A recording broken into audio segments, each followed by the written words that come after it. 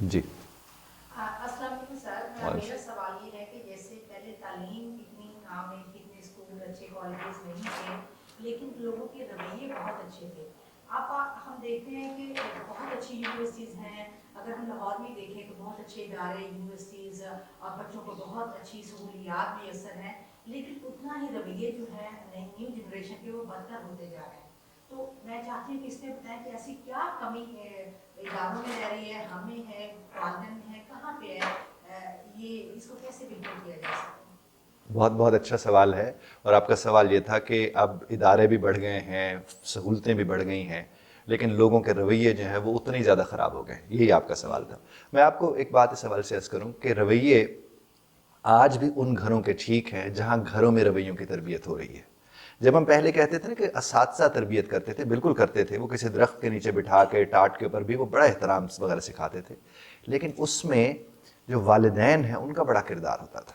اب دیکھیں، جب آپ کے گھر میں جوائنٹ فیملی ہوتی تھی نا تو روکنے ٹوکنے والے اور رشتوں کا احترام والے لوگ ہوتے تھے. یہ تایا ہے، یہ ماموں ہے، یہ چچا ہے، یہ خالہ ہے، سارا سلسلہ ہوتا تھا. جب سے یہ فیملیز نیوکلیئر ہوئی ہیں، وہ نیوکلیس فیملی جس کو کہتے ہیں، یعنی جوائنٹ فیملی سے ہٹ کے کسی اور طرف جانا شروع کیا، اس کے بعد یہ چیزیں آہستہ آہستہ خود ختم ہونا شروع ہو گئی ہیں. اس کا مطلب یہ ہے کہ اب ادارے کا زیادہ کام بنتا ہے کہ وہ اس کے اوپر کام کرے. چونکہ پہلے ایک جگہ سے وہ سمجھ آ جاتی تھی، اب اس جگہ سے وہ سمجھ آ نہیں رہی ہے. اس کے نتائج پھر یہ نکل کر آ رہے ہیں. دوسری بات یہ ہے کہ پہلے ادب کو طاقت سمجھا جاتا تھا کہ وہ ادیب ہے تو وہ طاقتور ہے، وہ ادب کرتا ہے تو وہ طاقت والا ہے. اب ادب کو بزدلی سمجھا جاتا ہے. آج تو یہ ہے کہ اگر آپ نے وہ سلطان راہی ٹائپ گفتگو کرنی ہے تو لوگ آپ کی باتیں ماننا شروع کر دیتے ہیں.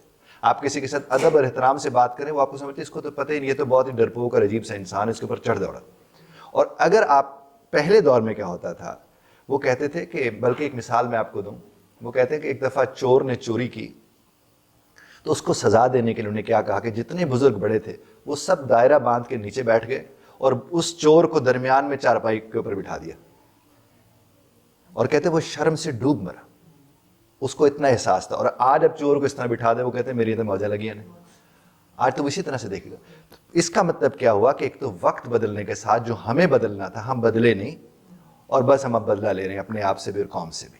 کرنا کیا چاہیے آپ کو، ہمیں اور ہمارے سننے والوں کو؟ صرف ایک بات دیکھنی چاہیے کہ مجھے اپنے گھر کا خیال رکھنا ہے. چونکہ میرا گھر اگر ٹھیک ہوگا تو میں بہت چیزیں ٹھیک کر سکتا ہوں. میں اکثر لوگوں کو دیکھتا ہوں، وہ کہتے ہیں فلاں حکمران ہے، فلاں پورے دنیا میں اس نے یہ ٹھیک نہیں کیا، اس کو یہ ٹھیک کرنا چاہیے تھا، اسے اس طرح سے دیکھنا چاہیے تھا، اسے اس طرح سے دیکھنا چاہیے تھا. تو میں ان سے کہتا ہوں کہ آپ 3 مرلے کے گھر کے حکمران ہیں، آپ سے لوگ سنبھل رہے ہیں، آپ سے اپنے نہیں سنبھل رہے. کتنا بڑا چیلنج ہوتا ہے. اسی لیے ہمیں کوشش کرنی چاہیے کہ ہم کوشش کریں اپنے ہی جو 3 مرلے ہے، 2.5 مرلے. اب دیکھیں مثلا ہم ادارے میں بیٹھے ہیں، ہم اپنے ادارے کے لوگوں کے رویوں کا خیال رکھ سکتے ہیں، وہ بھی مل کے. لیکن مجبور تو آپ کسی کو نہیں کر سکتے. جب آپ کے دین میں جبر نہیں ہے تو آپ کسی کے اوپر جبر تو نہیں کر سکتے. آپ صرف دعوت دے سکتے. آپ کو اور ہمارا کام تھا. اب یہ جو آپ نے سوال کیا ہے، یہ سوال آپ اور ہم کر پا رہے ہیں. ایک وقت آئے گا یہ سوال بھی نہیں ہوگا. لوگ کہیں گے بس یہ جو رویہ موجود ہے یہ بالکل ٹھیک رویہ ہے. چونکہ رویے کا مطلب ہم کہتے ہیں نتیجہ کیا نکلا ہے. اب آپ کو کسی کے یہاں سے کوئی کام کرانا تھا، اگر وہ آرام سے بات کر کے نہیں نکلا اور سخت لہجے سے نکلا ہے تو اس کے بعد طے پا جائے گا کہ نتیجہ سخت لہجے سے نکلتا ہے، تو اس کے نتائج پہ نکل کر سامنے آتے ہیں. امید ہے میں نے آپ کے سوال کا جواب دیا ہوں.